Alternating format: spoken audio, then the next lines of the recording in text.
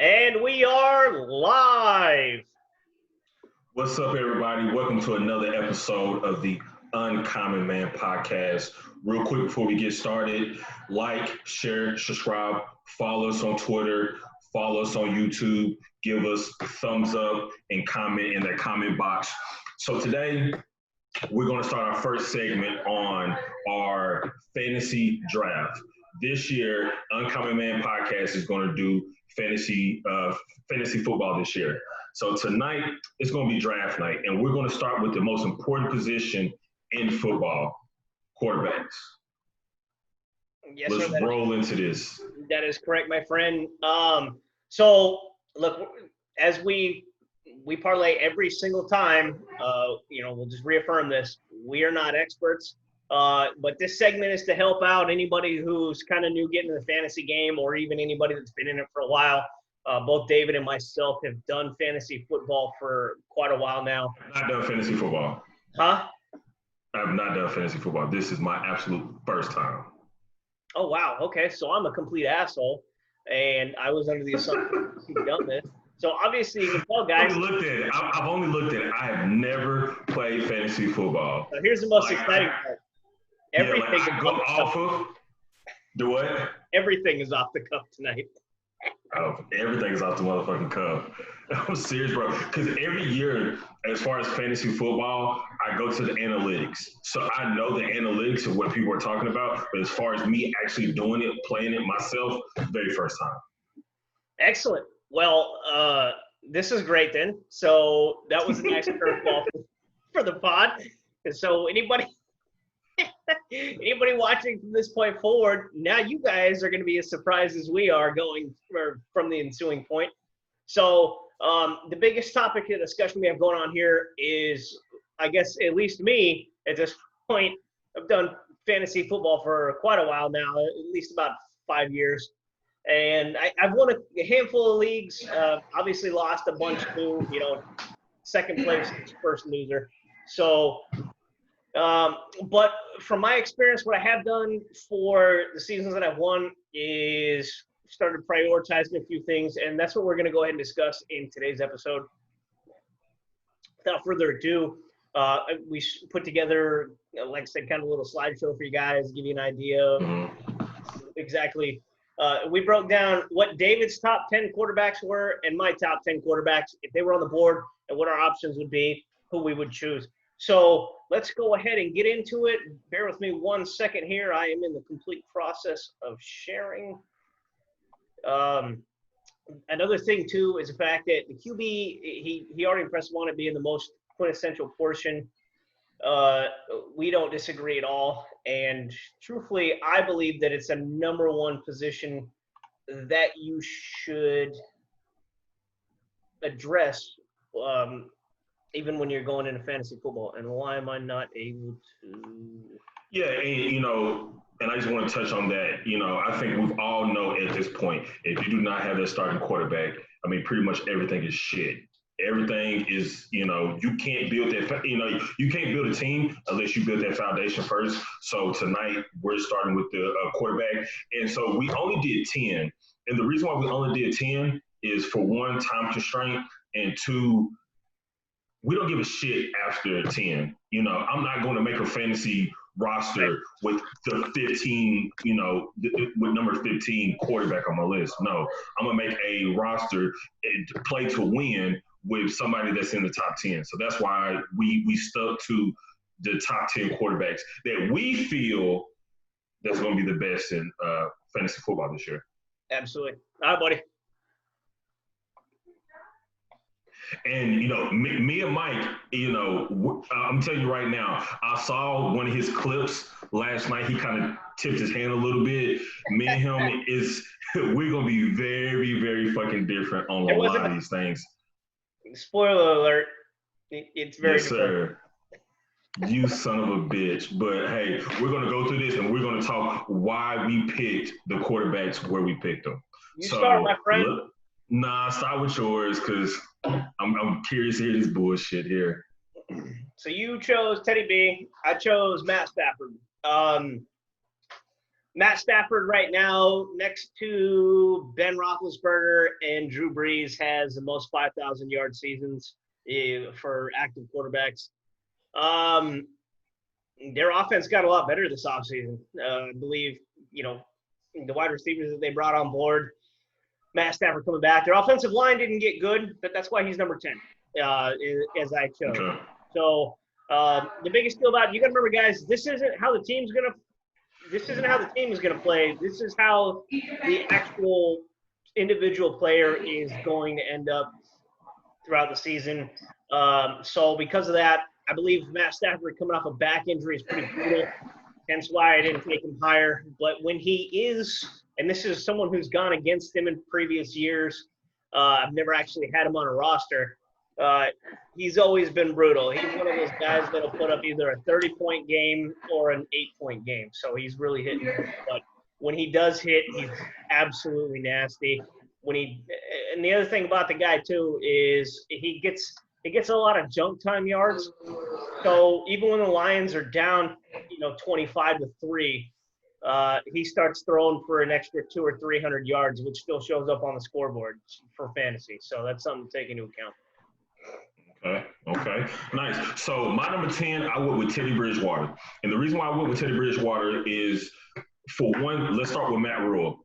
Okay, I like Matt Rule, and I like his offense, and I think it suits Teddy Bridgewater very well. If you look at the pieces that he has around him with McCaffrey, they picked up Robbie Anderson, they have DJ Moore and Curtis Samuel. I think that's a very good recipe to put up a lot of yards and a lot of points on the scoreboard. Now, let's face it, Teddy Bridgewater has not been a starting quarterback for a very long time. We got a little glimpse of what he could be with the Saints when he played for a 5-game stretch. He did pretty well, okay? But again, he has not been a starting quarterback to where all the pressure has been on him for a very long time. They built the offense through offseason. They built a defense through the draft, okay? So that's why I feel like he's going to be my number 10. Even if Teddy Bridgewater does dink and dunk passes all game long, when you have McCaffrey, Curtis Samuel, DJ Moore, those guys can eat up a lot of yards. They can run in space, run in space, pick up a lot of yardage. And I think they're going to put a lot of points on the board. So I want to antagonize you a bit.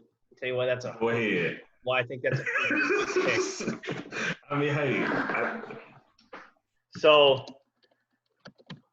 you just mentioned literally two people. One of them being a running back who, let's not kid ourselves. He's a check down player at that point in time from what you just discussed. The other one being, I absolutely give him credit. DJ Moore is an elite receiver in the NFL. That's two people. Who are the other receivers? Curtis Samuel and Robbie Anderson. You honestly, we all know we all know how Robbie Anderson is. He is a deep threat. That is all he is. He runs a straight line. Okay. Curtis Samuel, he is a not so good DJ Moore. Okay. So again, if he does dink and dunk passes all fucking game, that dude, his completion percentage is going to be high and his yards, because he's going to rely on them for yards after the catch. That's the only reason why I picked him for number 10. Okay. So we'll go on. Remember, guys, these are the scrubs. Obviously, this is the end of the roster. Most likely by the time that the draft comes to your point where you just fill in a roster, you're just probably going to be able to pick the top 10. Maybe it'll range into 12. But most of the time, that's about it. So, yes, the average fantasy roster is, or the average amount of people on a fantasy league is 6? So 6 to 10-ish. So you got anywhere from 12 to 20, whatever. So at least this is for a regular league, 10 to 12-ish. All right. Next up, my friend. Why don't you lead off with why you think Dak Prescott is going to be number 1? Okay. So I almost had Wentz here. So we would have had Wentz for Wentz at number 9. So the reason why I went with Dak Prescott, everybody knows I fucking despise Dallas. Okay. But I had to swallow my pride and pick Dak Prescott. And here's why. He's going to sign that franchise tag, okay? He will play on his franchise tag. With him playing on his franchise tag, with the pieces that they picked up, how can he not be your number 9? Okay, CeeDee Lamb, Michael Gallup, and Amari Cooper. That's a very, very, very lethal receiving core. And not only that, you have Zeke Elliott in the back. Dak Prescott can make plays with his legs. They shored up their center position with Tyler Biadasz.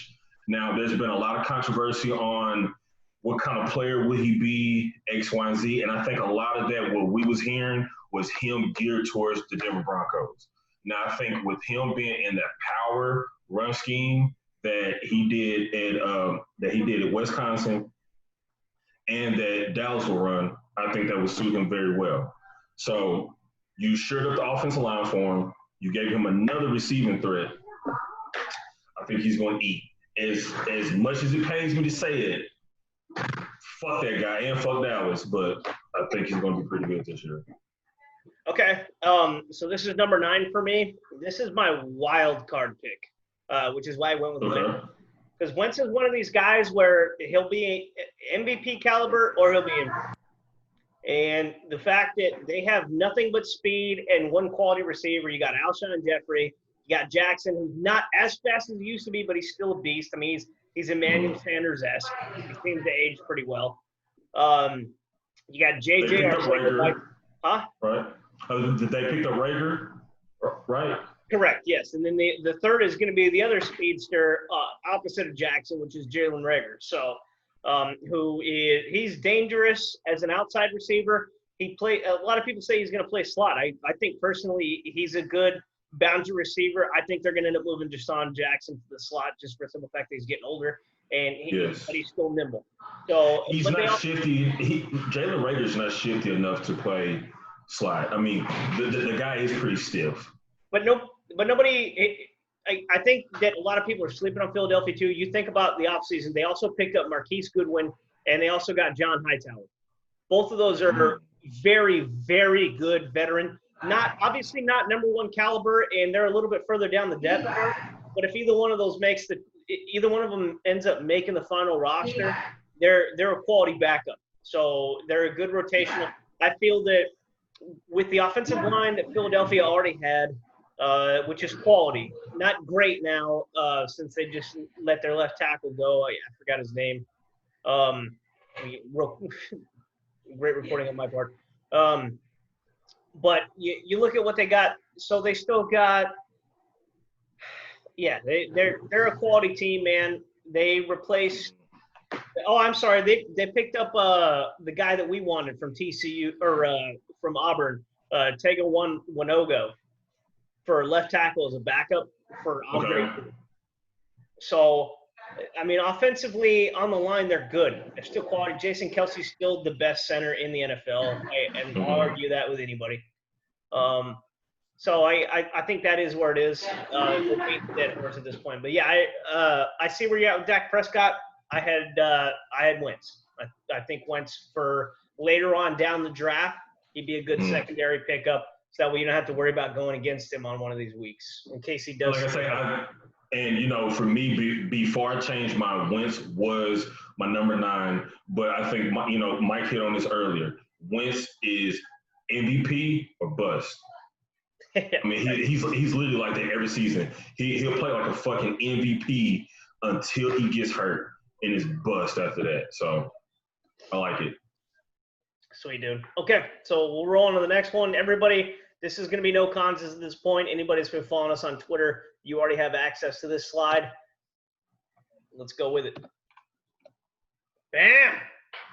Okay. So this is the first one that I saw that Mike had, and I already knew that me and him was so different on a lot of these picks here. Okay. So I went with Jimmy G. Okay. And the reason why I went with Jimmy G is because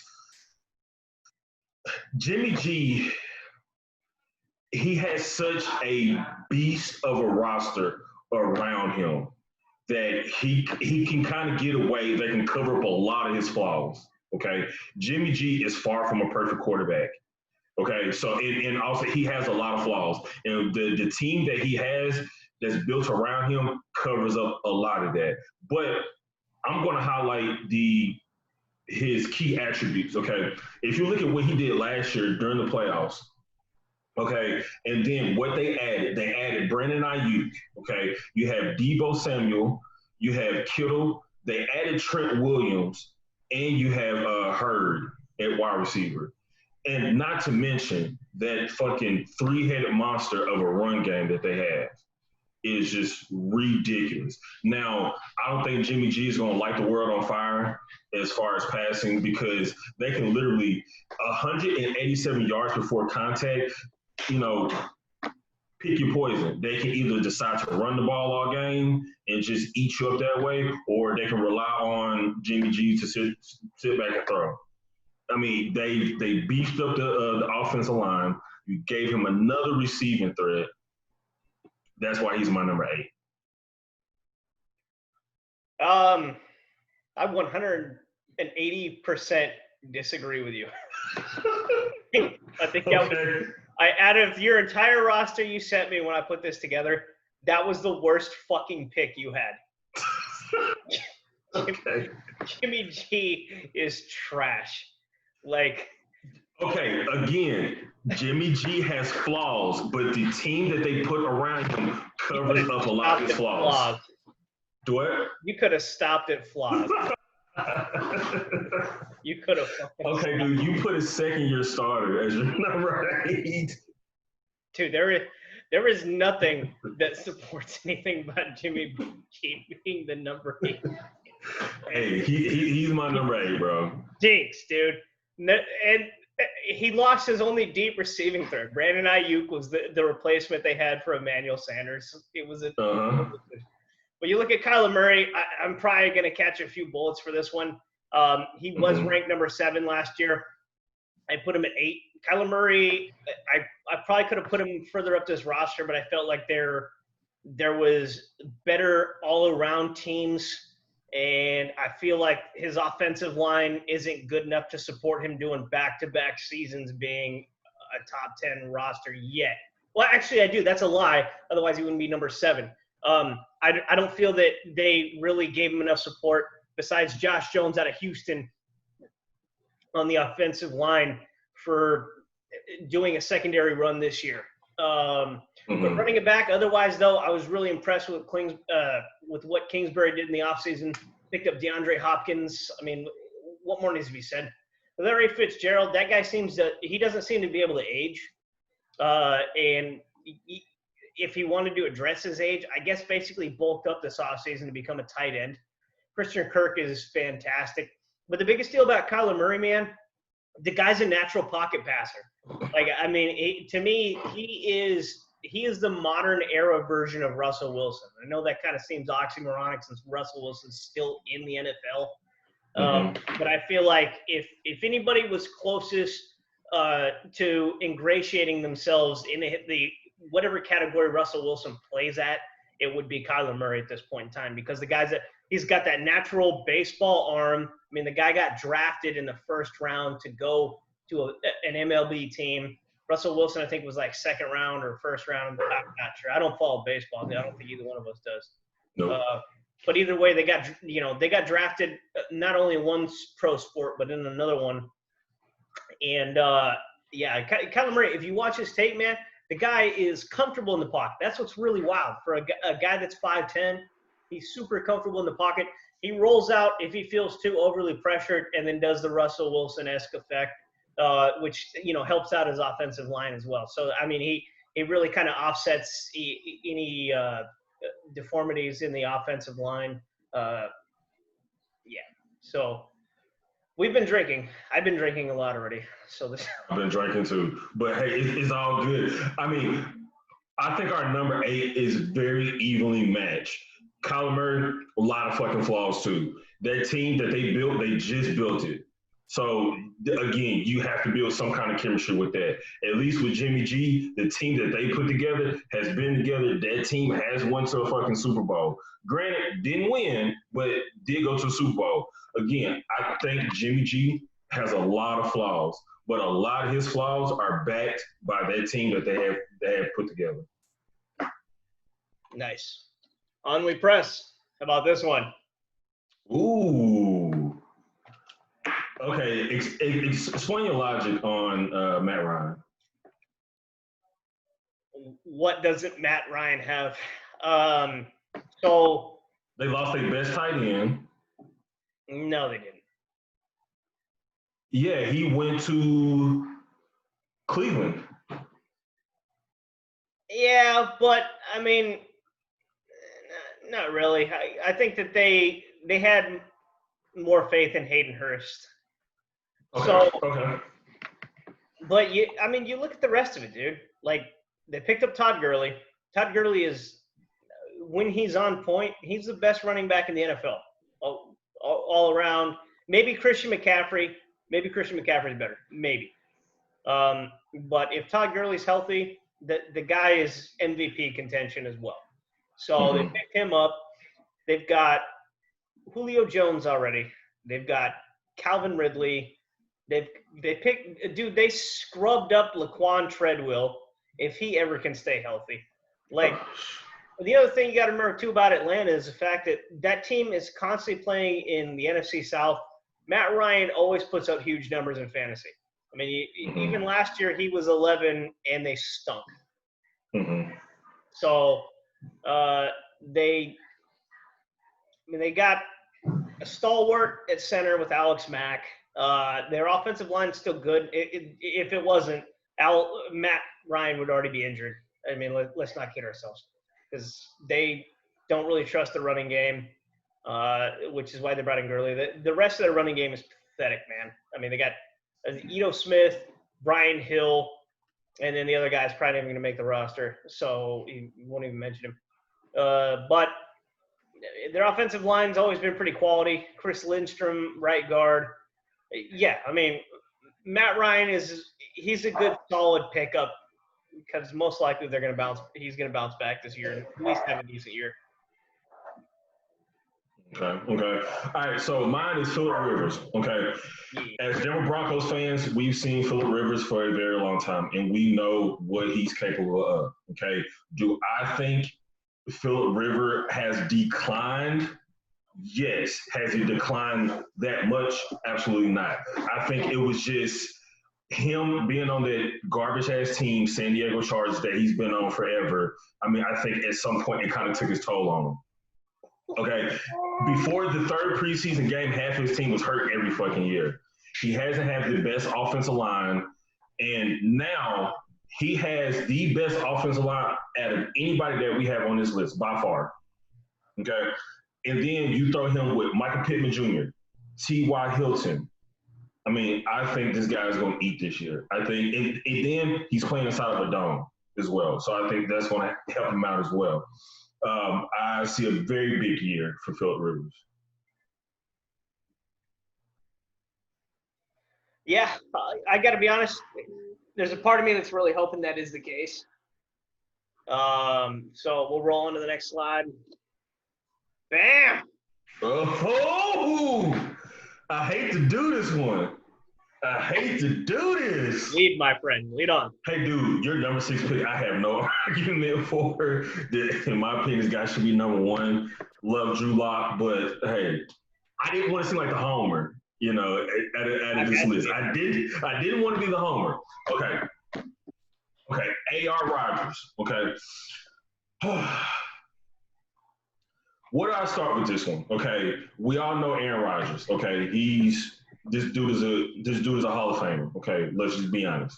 Okay, did his team do anything to help him this offseason? Fuck no. They basically shat all over Aaron Rodgers this offseason. But with that being said, a pissed off Aaron Rodgers, I mean, I think this dude is still going to do some work this year because he's pissed off. He sees the writing on the wall. He's going to play. to get another contract somewhere else. It's only a matter of time before him and that organization basically says fuck each other and go their separate ways. So I think this year and the next couple of years, this dude is playing for another contract somewhere else. And so I think this dude is going to go out and light this shit on fire. Now, I can't really compliment to his whole team because, again, they didn't do anything to help him. They didn't bolster the defense. They didn't add any receiving threats or anything like that. So, I mean, it is what it is. Yeah, I'd like to be pro Rodgers. Spoiler alert, he's nowhere on my list. So, and that's for the simple fact of exactly what you had started with.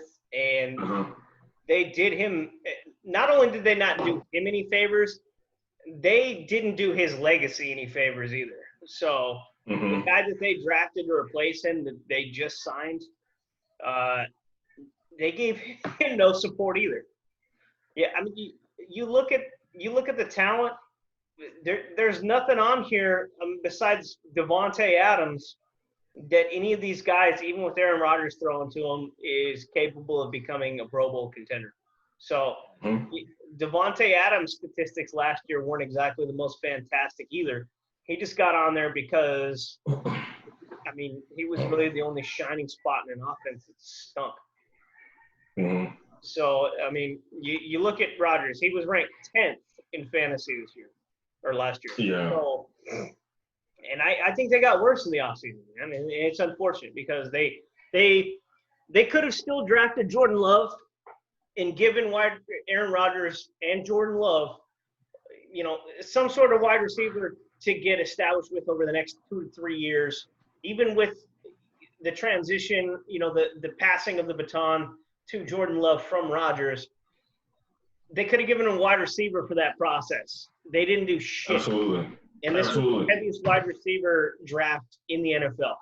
And so that leads me into my pick, which was Drewby, because I think, first off, here's why I put Lock at this. It has obviously a little bit to do with bias, primarily because of the fact that they did everything humanly possible to support somebody who was on the worst roster in the SEC, the best conference, and I don't give a shit who's listening to this. You can trash us all you want. Make sure you do it in the comments below, by the way. And then like, subscribe, and follow us on Twitter at Uncommon Man. But Drew Lock was playing for a crap team in Missouri. There's not a single person besides Albert O who got drafted for him this year that you even can name off that roster. And Drew Lock set an SEC record for both touchdowns as well as passing yards. He beat it. He replaced the guy who's giving him leadership, quality traits, any type of mentorship that he can in Denver. SEC record that had been long-standing since the 90s. Beat that guy out. And that team was actually good. Yeah. So, I mean, what more needs to be said? He just got the best receiver in the draft for arguably a lot of different people. If you followed our draft pick, we were a little confused by it, but we settled on it. We completely agreed that Jerry Jeudy was the best receiver in the draft, especially for our team. Even more so, it solidified when they picked up KJ Hamler.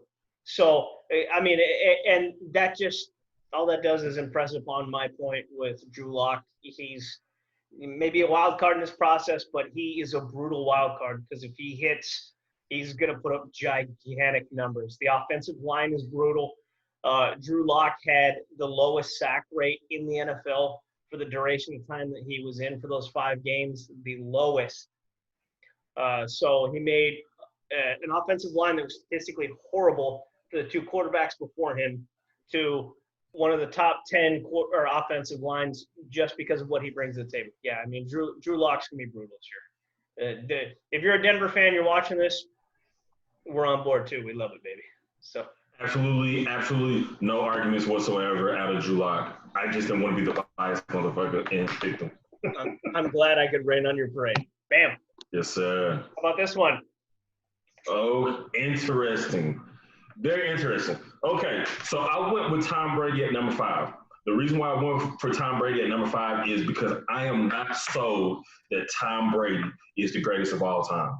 He's the winningest quarterback of all time. Okay?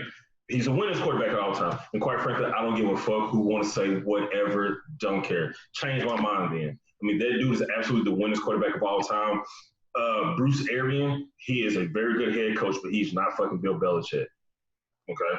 So you go from Bill Belichick to Bruce Arians. Basically, it's a whole new system. And he could have picked the worst offseason ever to switch teams. Okay? I mean, how much repetition are they getting? How much, I mean, are they building their chemistry right now? What's going on? Yes, you have a lot of weapons, but still, it takes some clicking. It takes a lot of clicking because you're going from Jameis Winston to Tom Brady. 2 totally completely different quarterbacks, 2 totally different philosophies on the way that they train, practice, you name it. So that's why I got him at number 5. Like I say, again, I'm not sold that he's the greatest quarterback of all time. I think he's the winningest quarterback of all time. It's not the greatest, so that's why I got him at number 5. I got no argument, my friend. I do think Tom Brady's the best quarterback of all time. But I also think – so for fantasy this year, and this is strictly off the fact that you and I both, obviously being Broncos fans, we follow the AFC West pretty hardcore. That means that the Chiefs have to play everybody in the AFC West at least twice a season. So that is 6 games that every single coach is accounting for because, I mean, like I said, our spoiled riches that we had when we had Peyton Manning at the helm, every team had to plan for us. Well, I mean, it's vice versa now for the Chiefs. Everybody seems to have planned for the Chiefs. They've realized Pat Mahomes is Pat Mahomes, and he's got one more year of synchronization with his players. I mean, they didn't really do much in the draft or in the offseason to bring in new players for the wide receiver corps. So it means he's already got an acclimation with, man. He's got a comfort level with them, and they just won a Super Bowl. They brought Mecole Hardman in, and he basically was a game changer. We watched him on special teams destroy us multiple times. So I think he's going to go further up. He was ranked 8th last year in fantasy. I think he's going to go further up this year. I don't think that the Chiefs are going to go back-to-back. I think there's better teams in the NFL. But I think if you were to pick up Pat Mahomes, it would definitely not be a bust anywhere in the top 10, just like with you with Brady, to take him, obviously, in the top 5. So that's where I am with that. I think, speaks for itself. The guy's a Super Bowl MVP. What more needs to be said?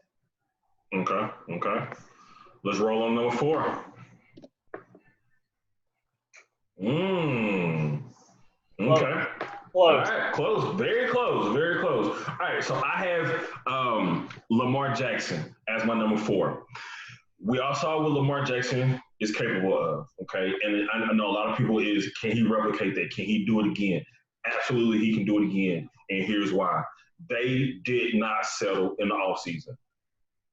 They had one of the best they had one of the best offseason and one of the best draft classes by far. Okay, so that's why I don't think that he's going to regress. I think he's going to progress.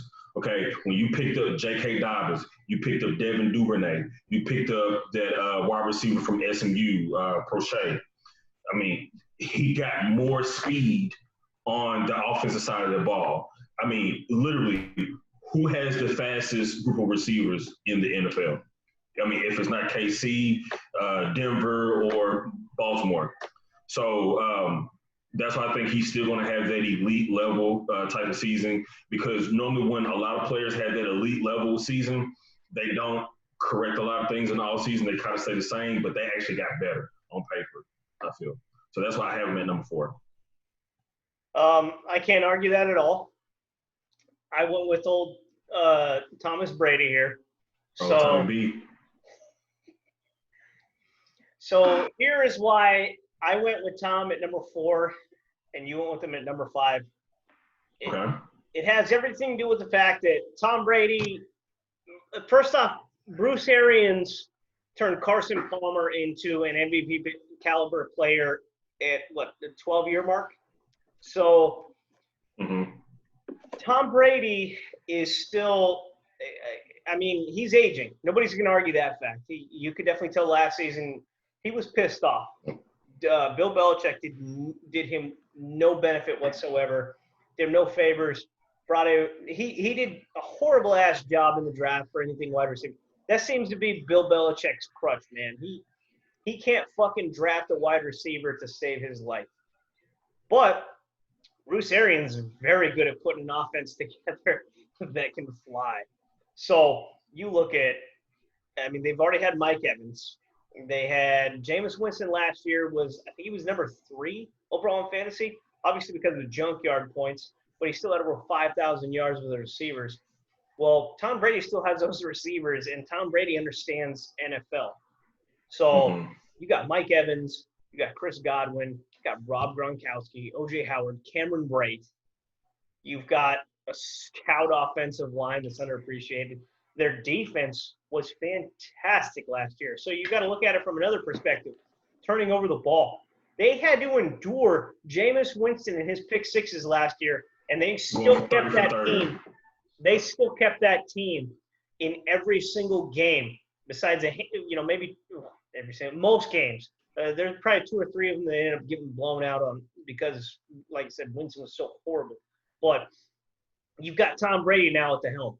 So you know he's not going to make those turnover mistakes. I mean, he took a shit team last year in New England. And I say that because really the only decent aspect of that team was an inside linebacker, a D end, and a cornerback who was like the number 1 cornerback in the NFL. And 0 wide receivers anybody can respect at this point in time. And Cam Newton, which we'll get into on our next segment, he just ended up acquiring him. So good luck to him. But yeah, dude, Tom Brady just got to spoil the britches. Basically, right now, what they're doing is they're trying to throw a team at him together that is the equivalent of like the 2013 to 2015 Broncos for Peyton Manning. And I think from a fantasy standpoint, that's a dream come true. Okay. All right. So number 3. Oh, okay. All right. So I got Drew Brees. Okay. Drew Brees is my number 3. The reason why I have him at number 3, I mean, a lot of it's kind of self-explanatory. I mean, Drew Brees, I mean, he's a beast out there. He's going to put up points. He's going to light the scoreboard up. He already had one of the best wide receivers in the NFL last year. Not only that, you add Emmanuel Sanders, so you add some juice, you add some wiggle on the offensive side of the ball with a healthy Alvin Kamara, which can run and receive out the backfield. I think I think this guy's going to do some work. Yeah, I completely disagree. I took Russell Wilson.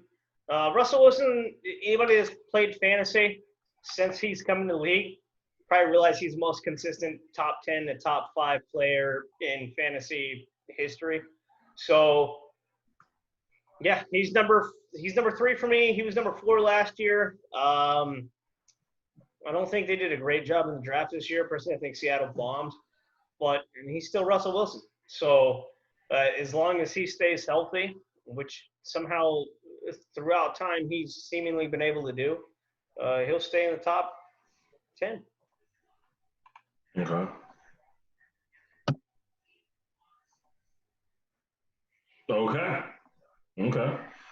So me, I had Patty Mahomes, number 2. Not because I think that they're going to repeat a Super Bowl, because it's Patrick Mahomes. Okay.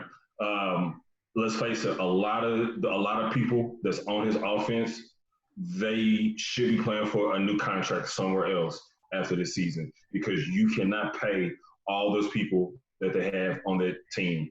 This is it for a lot of people on their team. After this season, you will no longer see majority of those people that is on that offense after this year. So Again, it's Patrick Mahomes. We all know what he's capable of. I don't think that they're going to repeat a Super Bowl, but I think he's going to be very lethal this year. Still, like always. I think Pat Mahomes is probably the most unique player in the NFL on a positive aspect. I took number 2 as Jackson for the simple fact you kind of pled my case earlier. He's the most dynamic player in the NFL, and from a fantasy standpoint, when it comes to rushing yards as well as touchdowns, accuracy, his passing yards weren't the greatest, but that doesn't really matter. Everything matters to how many times he puts it in the end zone as a quarterback.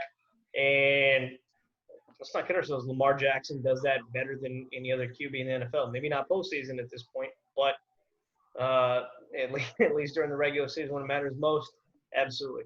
So he was number 1 last year. That's why I put him there at number 2 this season. I think that they actually got better in the offseason, but I also think that probably a lot of defensive coordinators kind of figured out how to game plan for Lamar Jackson. So that probably won't be to his advantage. Okay. All right. So number 1, I'm curious to see who you got. Wow. You like that? Wow. No, I don't like that. Fuck no. I do not like that. Boom. Wait a minute. Did you mean to spell his name like that? That's his first name, bro. Oh, I had no clue. I had no clue that was his first name. Bro, yeah, no, I did my research on this, my friend.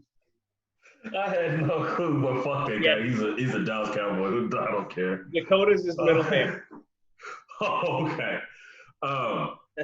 So I had Russell Wilson number 1. And the reason why I got Russell Wilson number 1 is because he was the original Patty Mahomes before Pat Mahomes came in. They gave him that monster contract. And just over the offseason, I've seen a happy Russell Wilson. For a few years, shit was getting a little bleak there. I mean, he had to battle through some shit because he just did not have he didn't have an offense around him. But now they paid him. They made minor adjustments on the offense that I think that can help him.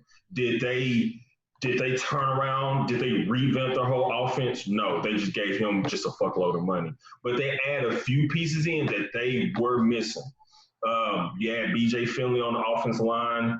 You got in Greg Olsen. I mean, which he isn't the best tight end anymore still, but he's still a veteran tight end.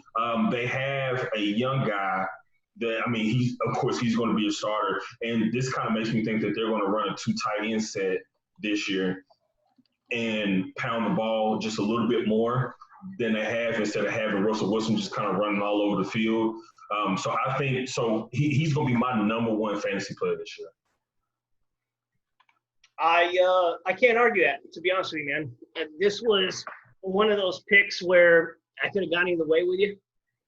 I did, however, go with Rain Dakota Prescott. Oh, gosh. So you can take as many jabs at me as you want. That means nothing to me when it comes to fantasy football, because if I smash that ass, I don't give a shit. Look, we both know at the end of the day, the Dallas Cowboys are going to botch the entire season. How many yards? I agree. I agree. Yeah. So Dak Prescott last year had almost 5,000 yards with a lesser team. And let's not kid ourselves. I mean, on paper, they had a fantastic draft. They've already had a great offensive line. They did have Travis Frederick retire in the offseason, which kind of stinks. They replaced him with Biotish, which was, that was kind of one of those where people were on the fence about whether or not he was going to be in a great center. But either way, the offensive line's still pretty stout. They didn't lose any receivers in the offseason. So Dak Prescott right now is basically playing for a contract. Let's not kid ourselves. He signed the franchise, but Dallas has to be able to afford him for the next handful of years. Either way, in the process of the draft, they provided him a much better offense. Mm-hmm. You still have Tony Pollard. He's kind of a veteran behind Ezekiel Elliott. You have wide receivers, Blake Jarwin. He's already got chemistry with that guy. You have CeeDee Lamb now, which both you and I were advocating for when they initially had drafted Jerry Jeudy out of Alabama for the Broncos. Mm-hmm. Okay. Michael Gallup, Amari Cooper. He's got 2 seasons or 2.5 now, coming in 2.5 now with Amari Cooper. He's going to be, almost 3 with Gallup. So, yeah, he'll be 3 with Gallup. Yeah, I mean, he was number 2 last year. They got better in this offseason. And whether or not we think that the Cowboys stink, Dak Prescott, QB-wise, he's going to be the best in the NFL. I mean, I'll take him out of every single NFL draft that I have first overall for what he brings to the table. So you don't end up getting his stats by accident. He's been consistent since he's come into the NFL. If you're a fantasy player or anybody that likes or follows fantasy pretty religiously, you know what Dak Prescott has done for you. He's a consistent about 19 to 25, 30-point player every week, which is enough to clobber pretty much any league. So I think Dak Prescott got better. And fortunately for the Cowboys, unfortunately for the rest of the NFC East, which is already trash as it is, they're still not going to make anywhere in the playoffs. So we want to make sure to impress upon that fact that we still don't like the Cowboys and you guys can get fucked. But yeah, fantasy-wise, he's going to put up points. Okay. All right, ladies and gentlemen, that is our first installment of the Uncommon Man podcast fantasy draft. Start off with quarterbacks. Next time we'll do another one. We'll keep on the offensive side of the ball. We'll break down one group position at a time until we ride the whole thing out. Our goal is to kind of have it done before actual training camp starts, so we can focus on training camp and all the news that we get out of that. Stay tuned for the next segment. Again, follow us on Twitter, YouTube, like, share, subscribe, leave us comments down in the comment sections, and we'll see you for the next one. Yes, we will. And make sure you trash me as much as possible in the comment section below, because I'm sure you guys hate me for it. So I'm good with that. All right, guys. We'll see you on the next episode.